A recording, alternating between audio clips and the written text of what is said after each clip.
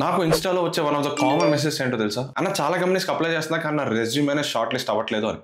ఎందుకు అవుతది చెప్పండి? నేను మొన్న ఒక ఈవెంట్‌కెళ్ళాను. అక్కడ నేను, వసంత్, నిహార్ ఇలా చాలా మంది ఎళ్ళాం. కూర్చున్నాం. చాలా మంది స్టూడెంట్స్ వచ్చారు. దాని తర్వాత మన 1, 2 ఫాలోవర్స్ వచ్చారు. వచ్చి అన్న నా రెజ్యూమే చూడు అది ఇది అన్నారు. సరే అని చెప్పి చూస్తున్నాం. ఒక 15 మినిట్స్ తర్వాత చూస్తే చుట్టూ స్టూడెంట్సే. ఎనీవేస్ పాయింట్ బీయింగ్ ఒక 50 రెజ్యూమేస్ చూసాక అప్పుడు అనిపించింది. అరే ఎందుకు అవుతాయి షార్ట్ లిస్ట్ చెప్పండి? ఇంత దారుణంగా ఉంటాయి రెజ్యూమేస్ ఎలా అవుతాయి? సో ఈ వీడియోలో మనం మొన్న నేను చూసిన తర్వాత అసలు చాలా మంది చేసే కామన్ మిస్టేక్స్ ఏంటి? అండ్ అలానే అసలు మీరు మీ రెజ్యూమేని ఎలా బిల్డ్ చేసుకోవాలి? టెక్ సైడ్ అనే కాదు ఇన్ జనరల్ అసలు రెజ్యూమేని ఎలా బిల్డ్ చేసుకోవాలి? ఎలా షార్ట్ లిస్ట్ అయ్యే ఛాన్సెస్ పెంచుకోవాలి? ఇవన్నీ డిస్కస్ చేస్తాం. సో ఈ వీడియో చాలా ఇంపార్టెంట్. లాస్ట్ వరకు చూడండి. అస్సలు మిస్ అవ్వద్దు. అసలు నువ్వెవరా చెప్పడానికి అని మీరు అనుకోవచ్చు. ఆల్రెడీ చాలా డేస్ అయింది ఇంట్రో ఇచ్చి. సో మన ఇంట్రో ఇద్దాం. సో హలో గైస్, ఎవరైతే కొత్తగా ఫస్ట్ టైం మన ఛానల్ చూస్తున్నారో my name is Harshavardhan and welcome to Harshavars. నేను ఐఐటి గాంధీనగర్ నుంచి గ్రాడ్యుయేట్ అయ్యాను. సిఎస్సి బ్రాంచ్ క్యాంపస్ ప్లేస్మెంట్ లో మనకు జాబ్ వచ్చింది. 40 LPS శాలరీ సాఫ్ట్వేర్ ఇంజనీర్ గా ఇన్ జొమాటో. 10 months అక్కడ పనిచేసాం. దాని తర్వాత ఇంకా ఎడ్టెక్ లో కానీ యూట్యూబ్ లో కానీ ఏమైనా చేద్దామని చెప్పి ఇటు సైడ్ వచ్చాను. ఇప్పుడు 2 ఎడ్టెక్స్ బిల్డ్ చేస్తున్నాను. ఒకటి కోడ్ డెల్, అందులో మీకు ఫ్రీ రిసోర్సెస్ దొరుకుతాయి, ఇంకా రోడ్ మ్యాప్స్ ఉంటాయి అండ్ అలానే మంచి మంచి కోర్సెస్ కూడా వస్తాయి ఫ్యూచర్ లో. So stay tune. ఇంకో స్టార్ట్అప్ అసలు బిల్డింగ్ స్టేజ్ లోనే ఉంది. సో దాని గురించి మెల్లగా తెలుసుకుందాం. So don't worry. Video start చేసేద్దాం. కానీ వన్ లాస్ట్ థింగ్, మీకు కానీ కంటెంట్ హెల్ప్ఫుల్ అవుతుంటే కకృతి పడకండి, కొంచెం సబ్స్క్రైబ్ చేసుకోండి. మనకి కొంచెం మోటివేషన్ బూస్ట్ అన్ని వస్తాయి. సరే ప్రతి వీక్ మన మొహం చూడాలని లేకపోయినా అట్లీస్ట్ వీడియో నచ్చితే లైక్ అన్నా చేయండి. ఎక్కువ మందికి పుష్ అయ్యిద్ది, ఎక్కువ మందికి హెల్ప్ అయ్యిద్ది. ఇక మొదలెడదామా? ఫస్ట్ కామన్ మిస్టేక్ ఏంట్రా అంటే ఓవర్లోడింగ్ విత్ ఇర్రెలవెంట్ ఇన్ఫర్మేషన్. నేను మొన్న ఒక స్టూడెంట్ రెజ్యూమే చూసాను. అది 2 pages ఉంది. ఫస్ట్ అసలు రెజ్యూమేనే 1 page ఉండాలి. 1 page మించి పెట్టకండి. అంటిల్ అన్లెస్ మీరు మాస్టర్స్కి అప్లై చేస్తున్నా, PhDకి అప్లై చేస్తుంటే కానీ 1 page కంటే దాటకూడదు. కొంతమంది అయితే హాబీస్ అని పెట్టి మధ్యలో మంచి హెడ్డింగ్ పెట్టి హాబీస్ అని పెట్టి కుకింగ్, సింగింగ్, డాన్సింగ్. ఎందుకు? నువ్వు కుకింగ్ చేస్తే ఏంటి, సింగింగ్ ఎందుకు? వాడికి అనవసరం. ఎందుకు? సింగింగ్, డాన్సింగ్ కూడా అస్సలు పెట్టకూడదని కాదు, కానీ దాన్ని మిడిల్లో పెట్టేసి దాన్ని హైలైట్ చేయడం చేయకండి. ఎక్కడో మూల పెట్టండి.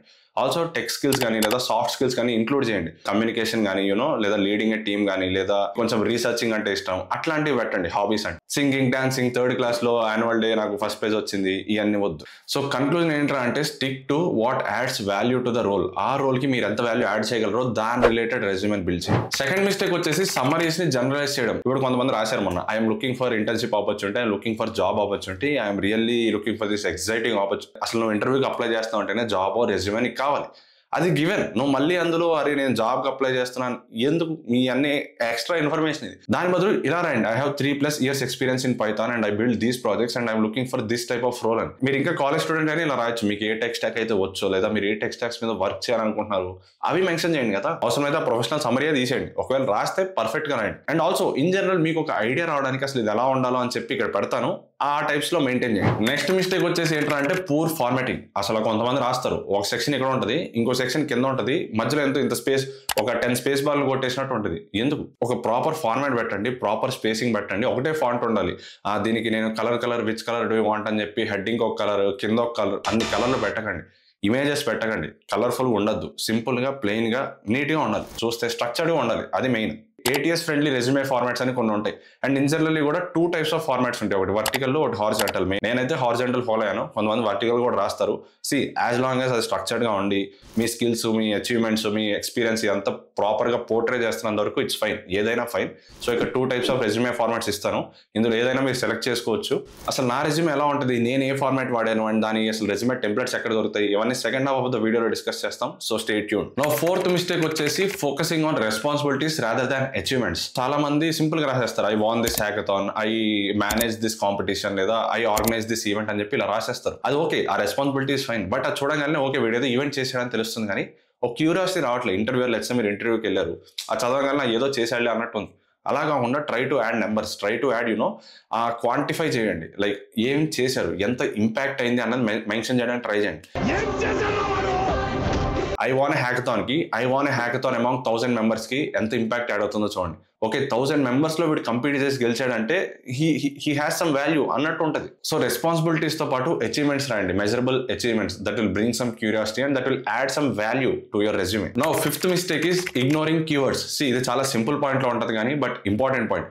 నేను చాలా మంది చూసాను, చాలా మంది సరే టెక్స్ట్ టాక్స్ స్కిల్స్ అవి రాశారు కానీ ప్రాపర్ వర్డ్స్ యూస్ చేయట్లేదు. ఎందుకంటే మీ రెజ్యూమే బేర్లీ 6 to 8 seconds లో స్కాన్ అయిపోయింది, హ్యూమన్ కానీ మెషిన్ కానీ. సో అంత తక్కువ టైంలో మీ రెజ్యూమే షార్ట్ లిస్ట్ అవ్వాలంటే ఆ జాబ్ డిస్క్రిప్షన్ కి తగ్గట్టు మీ రెజ్యూమే ఉండాలి. అందులో కొన్ని వర్డ్స్ ఉంటాయి, లైక్ పవర్ఫుల్ ఇంపాక్ట్ఫుల్ వర్డ్స్ ఉంటాయి, like I developed, organized, optimized, efficiency, numbers కానీ, లేదా కొన్ని టెక్స్ట్ ట్యాగ్స్ ఉంటాయి, Python, Java, C++, SQL. So ఏదైతే అది ఇలా పవర్ఫుల్ వర్డ్స్ కొంచెం ఇంక్లూడ్ చేయడానికి ట్రై చేయండి. జనరలైజ్డ్ గా రాయకండి I did this, I want to do this అని ఒక ఇంగ్లీష్ స్టేట్మెంట్ రాసినట్టు రాయకండి. లెట్స్ సే మీరు ఒక ప్రాజెక్ట్ చేశారు, అది మెషిన్ లెర్నింగ్ సంబంధించింది అనుకోండి. మీరు మెషిన్ లెర్నింగ్ జాబ్ రోల్ కి లేదా ఇంటర్న్కి అప్లై చేస్తున్నాడు, అప్పుడు నార్మల్ ఇంగ్లీష్ లో రాయకూడదు. మీరు మెషిన్ లెర్నింగ్ టర్మ్స్ వాడాలి, లైక్ న్యూరల్ నెట్వర్క్ అని, డేటా లేయర్స్ అని, డేటా అని, ఇట్లాంటి టర్మ్స్ కొంచెం ఎక్కువ యూస్ చేయాలి. అప్పుడు మోర్ ఛాన్సెస్ ఉంటాయి షార్ట్ లిస్ట్ అవ్వడానికి. అంతేగాని మీరు బిజినెస్ రోల్ కి అప్లై చేస్తున్నట్టు నార్మల్ జనరలైజ్ చేసి రాశారు అనుకోండి, it doesn't get selected. And ఇప్పుడు వరకు మనం రెజ్యూమే మిస్టేక్స్ వాటి గురించి మాట్లాడాం. అండ్ అట్లనే రిక్రూటర్స్ అసలు ప్రీవియస్ ఎక్స్పీరియన్స్ ఏంటి, ఏమైనా హ్యాండ్స్ ఆన్ ఎక్స్పీరియన్స్ ఉందా, అసలు ఇతను ఏమైనా ప్రాజెక్ట్స్ బిల్డ్ చేశాడు యాజ్ అ స్టూడెంట్ కానీ లేదా వర్కింగ్ ప్రొఫెషనల్ అయినా కానీ, అసలు ఇతనికి ఏమైనా ప్రాజెక్ట్ ఎక్స్పీరియన్స్ ఉందా, ఇవన్నీ చూస్తారు. And if you're someone who wants to go into data field, like data analyst అవుదాం అనుకున్నా, డేటా సైంటిస్ట్ అవుదాం అనుకున్నా, బట్ అసలు మీకు ప్రాజెక్ట్స్ ఎలా చేయాలో తెలియదు, అసలు ఎక్కడి నుంచి స్టార్ట్ చేయాలో, ఎక్కడి నుంచి నేర్చుకోవాలో తెలియదు అనుకుంటే చెక్అవుట్ ఓడిన్ స్కూల్. టీచ్ చేసేది ఇండస్ట్రీ ఎక్స్పర్ట్స్ అండ్ అలానే నార్మల్ క్లాసులు చెప్పి వదిలేయడం కాకుండా హ్యాండ్స్ ఆన్ ఎక్స్పీరియన్స్ ఉంటుంది, ప్రాజెక్ట్స్ బిల్డ్ చేపిస్తారు. అండ్ మోస్ట్ ఇంపార్టెంట్లీ మీకు మాక్ ఇంటర్వ్యూస్ కూడా ఉంటాయి. సో దట్ అసలు ఇంటర్వ్యూస్లో ఎలాంటి క్వశ్చన్స్ వస్తాయి, ఎలాగ ఆన్సర్ చేయాలి, ఇవన్నీ మీకు డీటెయిల్డ్గా ఎక్స్పీరియన్స్ ఉంటుంది. అండ్ ఈ ప్రోగ్రామ్ మీరు ఏదర్ బిగినర్ అయినా కానీ or professional who wants to switch into data field కానీ తీసుకోవచ్చు. మీరు వాళ్ళ వెబ్సైట్కి వెళ్ళినా కానీ చాలా సక్సెస్ స్టోరీస్ ఉంటాయి, లైక్ కొంతమంది డేటా అనలిస్ట్ అయ్యారు, కొంతమంది డేటా సైంటిస్ట్ అయ్యారు, కొంతమందికి అసలు ఎక్స్పీరియన్స్ లేదు. బట్ ఈ ప్రోగ్రామ్ లో స్క్రాచ్ నుంచి థియరీతో పాటు ప్రాజెక్ట్స్ ఎలా బిల్డ్ చేయాలి, ఎలా హ్యాండ్స్ ఆన్ ఎక్స్పీరియన్స్ ఉండాలి, ఇవన్నీ డిస్కస్ చేస్తారు. అండ్ ఓడిన్ స్కూల్ వాళ్ళు మీకు ప్లేస్మెంట్ ఆపర్చునిటీస్ ప్రొవైడ్ చేస్తారు వాళ్ళకున్న హ్యూజ్ నెట్వర్క్ తో. So at the end of the program like మీకు వాళ్ళ సైడ్ నుంచి ప్లేస్మెంట్ అసిస్టెన్స్ కావాలన్నా మీకు దొరుకుతుంది. 2025 లో అన్నా కొంచెం డిసిప్లిన్ ఉందాం, ప్రాపర్ గా అప్స్కిల్ అవుదాం, ఎక్కడి నుంచి అన్నా నేర్చుకుందాం, ఒక ప్రాపర్ కోర్స్ తీసుకుని స్ట్రక్చర్డ్ గా ప్రిపేర్ అవుదాం అనుకుంటే then Odin School is one of the best opportunity you have. ఎప్పుడో 2-3 years బ్యాక్ కరికులం కాకుండా అసలు ఈ ఇయర్ లో ఏది రిలవెంట్ ఉందని చెప్పి రీసెర్చ్ చేసి దానికి తగ్గట్టే వాళ్ళ సిలబస్ కూడా ఉంటుంది. So don't worry. So what are you waiting for? మీరు కనుక డేటా అనలిస్ట్ కానీ డేటా సైంటిస్ట్ కానీ అవుదాం అనుకుంటే కింద లింక్ ఉంటుంది, అక్కడికి వెళ్ళి రిజిస్టర్ అవ్వండి. మీరు వాళ్ళతో ఒక ఫ్రీ కాల్ కూడా బుక్ చేయొచ్చు, లైక్ అసలు ఈ ప్రోగ్రామ్ నాకు కరెక్టేనా, అసలు ఈ ప్రోగ్రామ్ నేను ఎందుకు జాయిన్ అవ్వాలి, అసలు ఇది వర్త్ ఇట్టేనా, ఈ క్వశ్చన్స్ అన్ని మీరు వాళ్ళని అడగచ్చు. మీరు కన్విన్స్ అయ్యాకే ప్రొసీడ్ అవ్వండి. సో కింద లింక్ ఉంటుంది, అక్కడికైతే వెళ్ళి రిజిస్టర్ అవ్వండి. Now coming back to the video, mistakes ఏంటో డిస్కస్ చేసాం. అదే చేత్తో అసలు how to build best possible resume అనేది కూడా డిస్కస్ చేయాలి కదా. So let's start. First point వచ్చేసి రెజ్యూమే ఎవరు చూడగానే ఒక మంచి ఇంప్రెషన్ రావాలి. అంటే దానికోసం you need to keep it clean and structured. దాంట్లో రెజ్యూమేలో కొన్ని సెక్షన్స్ ఉంటాయి, ఇష్టం వచ్చినట్టు అన్ని ఒకటే పేరాలు రాయకండి, బుల్లెట్ పాయింట్స్ లో రాయండి. ఒక్కో దానికి ఒక్కో సెక్షన్ ఉంటుంది, లైక్ ఎడ్యుకేషన్ అని ఒకటి, ప్రొఫెషనల్ సమరీ అని ఒకటి, మీ వర్క్ ఎక్స్పీరియన్స్ అని ఒకటి, మీ స్కిల్స్ అండ్ అచీవ్మెంట్స్ అని ఒకటి, మీ ప్రాజెక్ట్స్ అని ఒకటి, ఇలా ఉంటాయి. సో ఒక్కో దాంట్లో రిలవెంట్ ఇన్ఫర్మేషన్ రాయండి, టు ద పాయింట్ పెట్టండి, బుల్లెట్ పాయింట్స్ పెట్టండి, keep it structured. First half లో డిస్కస్ చేసినట్టు 2 formats అని చెప్పాను, ఒకటి హారిజాంటల్, ఒకటి వర్టికల్. సో నా రెజ్యూమే ఇలా ఉండేది, చూడగానే కొంచెం ఫిల్డ్ గా ఉంటుంది, స్ట్రక్చర్డ్ గా ఉంటుంది, ప్రాపర్ సెక్షన్స్ ఉంటాయి. సో మీరు ఇలా అయినా రాయొచ్చు, లేదా వర్టికల్ ఫార్మాట్ ఉంటుంది, అది ఇలా ఉంటుంది, ఇలా అయినా రాయొచ్చు. సో నా రెజ్యూమే అండ్ అదర్ టెంప్లెట్స్ అన్ని కింద డిస్క్రిప్షన్ లో ఉంటాయి, వెళ్ళి చెక్ చేయండి. So second thing is using strong action verbs. ఇది ఇందాక మిస్టేక్ లో మాట్లాడాం, బట్ అలానే ఆ మిస్టేక్ రెక్టిఫై చేసుకుని try to use strong action verbs. నేను ఫస్ట్ టైం ఇంటర్న్షిప్ కి నా రెజ్యూమే ప్రిపేర్ చేశాను, చాలా వర్స్ట్ గా ఉండేది అది. దాని తర్వాత ఒక సీనియర్ హెల్ప్ తీసుకుని అతను కూర్చోబెట్టి 3 hours మార్చాను. 3 hours పట్టింది ఒక రెజ్యూమేని ఆల్రెడీ రాసిన ఇన్ఫర్మేషన్ నే ప్రాపర్ గా రాయడానికి. సో అంత ఇంపాక్ట్ఫుల్ గా ఉంటుంది. రాశాక నా రెజ్యూమే ఇలా అయింది ఇందాక చూపించినట్టు. సో ఆ యాక్షన్ వర్బ్స్ అనేవి పెట్టండి, like developed this code from scratch అని, లేదా ఆప్టిమైజ్ దిస్ ఆల్గరిథం బై 25% అని, ఇట్లా పెట్టండి. డెవలప్డ్, ఆప్టిమైజ్డ్, అట్లాంటి వర్బ్స్ లా పెట్టండి. అంతేగాని నార్మల్ కంటిన్యూస్ టెన్స్ లాగా అట్లా రాయకండి, I did this normal English statement లా రాయకండి. Try to minimize it and use those action verbs. Like మీరు ఏదైనా టూల్స్ వాడారు, VS కోడ్ అని, వర్చువల్ మెషిన్ అని, లేదా గిట్హబ్ అని, ఇట్లా ఏదైతే వాడారో అవి మెన్షన్ చేస్తూ యాక్షన్ వర్బ్స్ తో ఇంక్లూడ్ చేయండి. దాని అప్పుడు చూడడానికి, చదవడానికి చాలా బాగుంటుంది. And the next stage is quantifying your achievements. ఇందాక ఏదైతే డిస్కస్ చేసామో జస్ట్ అలా వర్బ్స్ పెట్టేసి వదిలేయకండి. జస్ట్ అలా నేను పార్టిసిపేట్ చేశానని వదిలేయకండి. పార్టిసిపేట్ ఎంత మందితో చేసావు, కంపీట్ ఎంత మందితో చేసావు, నువ్వు ఒక కోడ్ రాస్తే దాని ఎఫిషియన్సీ ఎంత పెరిగింది, లేదా కంపెనీకి కాస్ట్ ఎంత సేవ్ అయింది, how did you create the impact to the company, అది బిజినెస్ లెవెల్లో కానీ టెక్ లెవెల్లో కానీ అసలు ఎంత ఇంపాక్ట్ క్రియేట్ చేసింది అన్నది మెన్షన్ చేయండి. అప్పుడు చదివితే ఆ ఇంటర్వ్యూయర్కి కానీ లేదా అతనికి కానీ ఒక క్యూరియాసిటీ వస్తుంది, okay how did you do this, అసలు 30% ఎలా ఇంప్రూవ్ చేసావు, ఇలా వాళ్ళు క్వశ్చన్స్ అడుగుతారు. ఒక ప్రాపర్ కమ్యూనికేషన్ అనేది బిల్డ్ అయింది. And the next one is tailoring your resume for every job. నేను కూడా 2 resumes ప్రిపేర్ చేసుకున్నాను, ఒకటి టెక్ సైడ్, ఇంకోటి finance and tech side. So అందులో కొన్ని ప్రాజెక్ట్స్ మార్చాను, నా స్కిల్స్ మార్చాను, నేను ఏవైతే కోర్సెస్ తీసుకున్నానో అవి పెట్టాను, అవి ఇందులో ఉండవు. సో చాలా మంది హెచ్ఆర్కి, బిజినెస్కి ఏవైతే అప్లై చేస్తున్నారో టెక్ రోల్కి కూడా అదే అప్లై చేసేస్తున్నారు. అలా చేయకండి. నేను మొన్న కూడా 50 members కలిసినప్పుడు అడిగాను, ఎంతమందికి ఒక రెజ్యూమే ఉందంటే ఆల్మోస్ట్ 40 members ఒకటే రెజ్యూమే అన్నారు. ప్లేస్మెంట్కి ఏ కంపెనీ వచ్చినా అన్నిటికీ అదే ఇస్తా అన్నారు. So that is wrong. మీ రెజ్యూమేని మార్చండి. అగైన్ మార్చండి అంటే మొత్తం ఫస్ట్ నుంచి అంతా మార్చకల్లా, మీ కాంటాక్ట్ డీటెయిల్స్ ఏముంటాయి, ప్రొఫెషనల్ సమరీ కొంచెం మారిద్ది according to the job description, మీ వర్క్ ఎక్స్పీరియన్స్ ఏముంటుంది, ఎందుకంటే ఒకటే ఇంటర్న్షిప్ చేస్తాం లేదా ఒకటే జాబ్ రోల్ ఉంటుంది. బట్ మీ ప్రాజెక్ట్స్ కొంచెం మారచ్చు. మీ కాలేజ్లో కొంచెం డైవర్స్ సెట్ ఆఫ్ ప్రాజెక్ట్స్ చేయండి, అన్ని టెక్లోనే కాకుండా కొంచెం డిఫరెంట్ ఎక్స్ప్లోర్ చేయండి, లైక్ థియరటికల్ కానీ, రీసెర్చ్ కానీ, లేదా ఫైనాన్స్ సైడ్ కానీ, లేదా ఇంకేమైనా చాలా ఉంటాయి మీకు ఇంట్రెస్ట్ ఉన్నవి ఎక్స్ప్లోర్ చేయండి.